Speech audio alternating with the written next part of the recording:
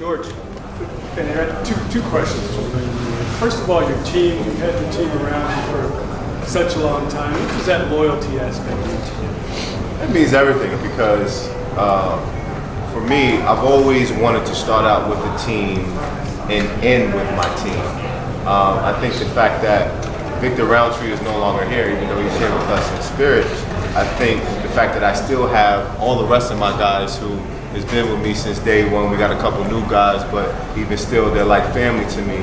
The fact that we're doing this together as a journey means so much more because, you know, the sacrifice does not only comes from me, but it comes from every one of these people who take their time out of their lives to dedicate themselves to me so that I can be the best version of myself. And I think from Scooter to Big Lou to my man Mike Basil to all of these different guys who take their time to help me in all that I do.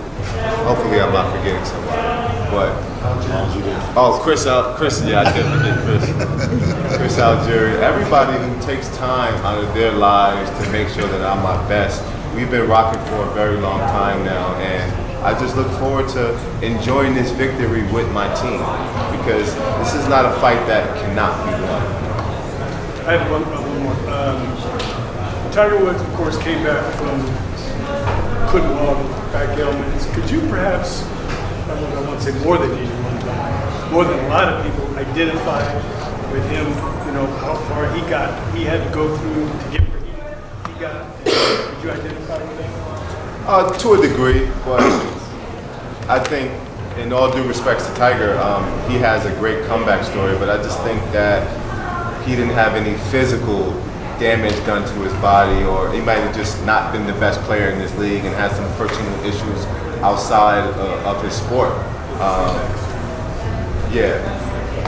I'm not really familiar with the story, but I just think that, I mean, for me, just having the opportunity to be a symbol of hope in myself, that just motivates me. And there's so many other people that I appreciate and that I look up to that have, you know, great comeback stories. But, you know, what's driving me is to have one of the best comeback stories in boxing. Did LeBron coordination capture you in a way that was to your satisfaction? They did. They did a really good job. I don't think there was any bias in the way they portrayed me. Obviously, my family is my life, so they got a chance to display my son and my family life and what's most important to me. And they represented me well, so there's no issues when it comes to that. Hey, Mr. Jacobs, you just touched on some of the examples of adversity and overcoming that you've been impressed by or you admire. Do you mind touching on those? Do you mind touching on a few? Well, there's guys like Vinny Paz that obviously has one of the greatest comeback stories in boxing. So many other guys, but that's right now the name that I can say sticks out because it's within my sport.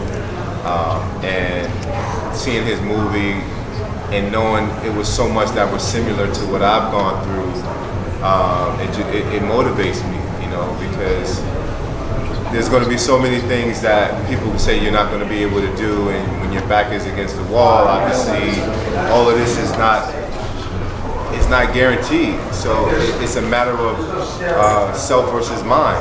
And I finally got to a place where I was able to mentally tell myself that I can do it. And then, sure enough, the body followed, and here we are today.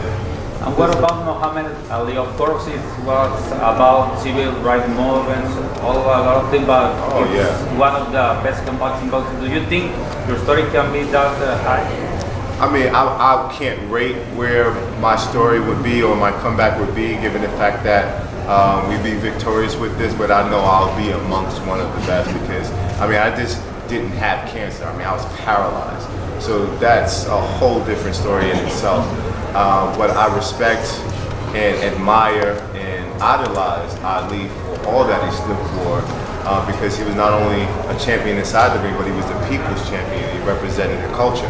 So for me, being a symbol of hope in myself through so many people affected by cancer throughout the world makes me, in my mind, the people's champion and representing that anything is possible with self-belief, self-confidence, and never giving up, putting the creator high. Anything is, You're talking about Canelo being the face of boxing. For some reason, there's still some people in Mexico who don't believe in him, who also think he's just a product of TV. What do you think about that? Because you are talking about an elite fighter you're going against. Well, I don't really know too much about what the Mexican people think about Canelo, but from what I know, aside from the stuff that he had going on with the meat and all of those, I mean, I don't really want to touch on it too much, but aside from that, he's always been a great fighter. He don't really talk too much for you to say he's this or he's that, but me personally, getting a chance to meet him, I think he's a great guy. But my job is just to go inside the ring and block out any distractions and just to go in there and knock Canelo out and get the decision. Danny, you said you want to block out distractions, but you talk about putting something in your ear, music. What are you listening to music-wise before the fight? I'm either bumping MOP from Brownsville, Brooklyn. I'm either pumping some Notorious B.I.G., some Bob Marley, something that just, for me, represents the struggle. Especially the struggle of my people in the culture that truly motivates me because, when Canelo is fighting for his Mexican people, he comes out to Mexican music, and that pride that he feels from that's what I get when I'm listening to all of those people who inspire me through their music, because the struggle is very similar that I have, so, yeah. Is it really a priority for you at all that this is a great fight, or is it just about winning? If the fight turns out to be more of a chess match than people want, is it just about winning? Yeah, I think it's about the fight for me. I think, I want this fight to be one of those fights where people can talk about for years to come. Not only I just want to beat Canelo Alvarez by a boring fight, I want this to be, I don't want it to go longer than it have to if I can get the knockout, obviously, but I want this to be a really, really entertaining fight for however long it lasts. So, yeah. What if that works to your detriment, though? What if it's better for you? But it's not going to change my game plan. Me wanting it to be an exciting fight is not going to change how I perform. That's just my hopes of it. And I know that Canelo brings a lot to the table, but we don't know the Canelo Alvarez that's going to show up come Saturday night. So for me, I have my game plan set forth, and we're just going to try to execute it the best way we know how. But I'm in hopes that it will turn out because our styles complement each other. And if he is to bring it, you can best believe I'm going to bring it. All right. Rap? No question, ma'am?